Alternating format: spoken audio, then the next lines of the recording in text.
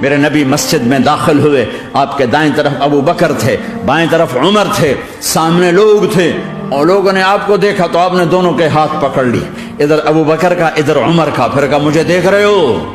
صحابہ نے یوں دیکھا، قیامت کے دن ہم تینوں ایسے اٹھائے جائیں گے کہ میرے دائیں طرف ابو بکر ہوگا اور بائیں طرف عمر ہوگا۔ آپ نے کہا میدان محشر میں چلوں گا براق پہ سوار ہو کر، اور بلال حبشی میرے آگے سرخ اونٹنی پہ سوار ہو کے چلے گا۔ علی کا ہاتھ پکڑا، سینے کے قریب کیا، علی تو خوش ہے؟ جنت میں تیرا گھر میرے گھر کے سامنے ہوگا۔ عثمان، جنت میں ہر نبی کا ایک ساتھی میرا ساتھی عثمان ہے۔ طلحہ، زبیر، جنت میں ہر نبی کا ایک خادم میرے دو خادم، ایک طلحہ ایک زبیر۔ اے میرے حبیب، جنہوں نے حدیبیہ میں تیرے ہاتھوں میں ہاتھ دیا، میں ان سے راضی ہو گیا۔